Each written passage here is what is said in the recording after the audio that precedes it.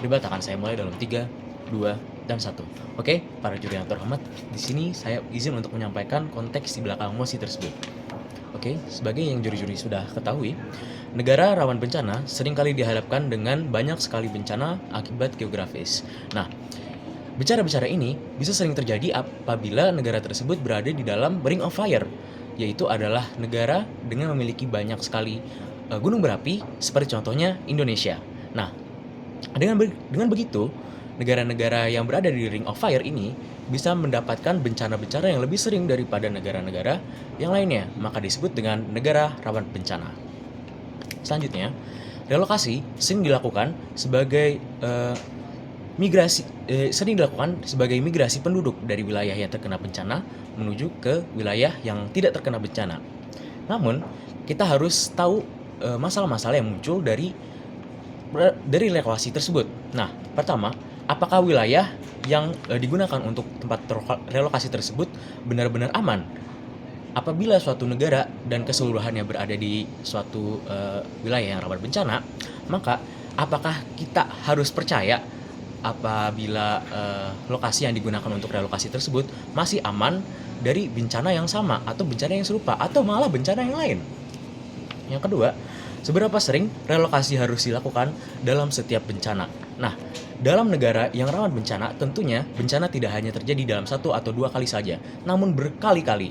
Nah, dengan adanya label negara rawan bencana ini, kita harus tahu seberapa banyak kira-kira kita harus relokasi masyarakat dari tempat satu ke tempat yang lainnya, dari tempat itu ke tempat lainnya juga. Nah, ini tentunya tidak benar-benar suatu hal yang efektif untuk dilakukan. Nah, juri yang terhormat, di sini saya membawakan 3 argumen penting untuk menjadi bagian dari pro. Yang pertama, kabur bukanlah solusi jangka panjang. Relokasi hanya memindahkan populasi, bukan mengatasi masalah dari akarnya.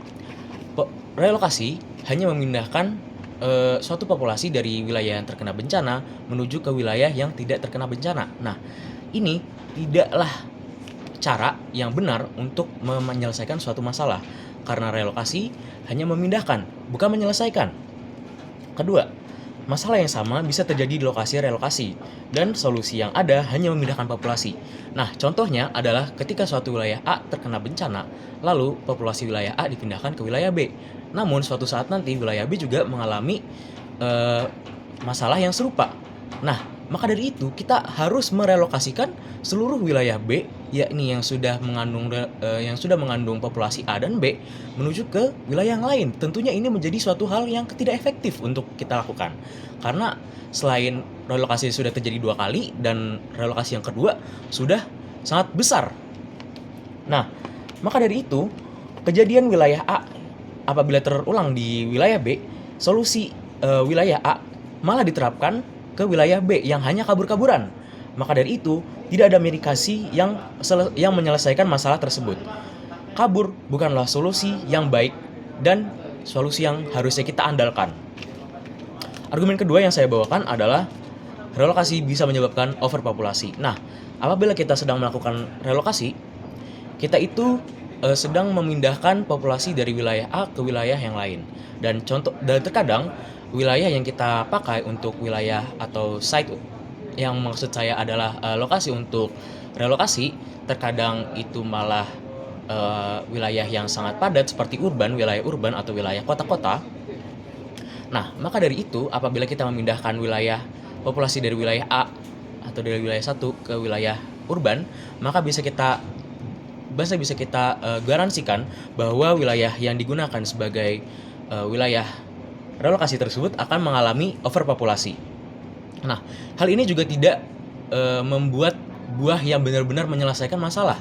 Pertama, ini malah merugikan imigran atau populasi dari wilayah yang terkena bencana, dan juga wilayah yang tidak terkena, populasi dari wilayah yang tidak terkena. Contohnya adalah dengan menaiknya jumlah populasi, maka kita bisa garansikan juga harga-harga akan menaik. Contohnya seperti harga makanan, harga lahan, harga rumah, dan lain sebagainya. Nah, tentunya ini juga tidak memberikan dampak pada orang-orang asli wilayah wilayah B, tetapi juga memburuk kondisi para orang-orang yang direlokasi, yaitu dari wilayah yang terkena bencana. Dapat disimpulkan bahwa relokasi malah mentransformasikan masalah satu ke bentuk yang lainnya dan tidak menyelesaikan masalah secara sepenuhnya. Oke, masuk ke argumen ketiga, yaitu adalah ketergantungan populasi dengan pemerintah. Relokasi tidak mengajarkan populasi untuk bertahan, tetapi untuk kabur.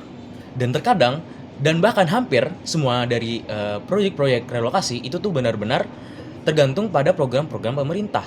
Yakni adalah masyarakat tidak bisa mandiri untuk melakukan relokasi secara besar-besaran. Apabila masyarakat tersebut digolongkan sebagai masyarakat yang miskin, terluar, dan lain sebagainya, maka relokasi benar-benar harus mengikuti dan bergantung pada program pemerintah. Nah, dengan adanya ketergantungan populasi dengan pemerintah ini, masyarakat tidak diajarkan untuk bertahan diri. Mereka benar-benar tergantung pada pemerintah. Jikalau pemerintah terlambat dalam melakukan relokasi, maka bisa kita simpulkan mereka juga akan terkendala. Apabila kita menggunakan mitigasi, masyarakat itu mulai bisa hidup mandiri, tahu yang terbaik untuk mereka, dan selamat jiwa dan harta. Mitigasi lebih baik dilakukan secara mandiri-mandiri atau diinformasikan ke seluruh masyarakat. Mitigasi lebih baik dari pemindahan atau kabur. Karena sedia payung sebelum hujan. Sebelum bencana, kita harus tahu bagaimana pengatasinya, bukan menyesal di lain hari dengan cara kabur ke tempat lain. Ini bukanlah cara yang baik untuk menyelesaikan suatu masalah. Bahkan tidak bisa digolongkan sebagai solusi yang benar-benar harusnya kita lakukan. Tetapi mitigasi harus tetap menjadi solusi yang paling utama dan yang harus kita prioritaskan ke seluruh masyarakat dari negara yang rawan bencana. Sekian dari saya. Wassalamualaikum warahmatullahi wabarakatuh.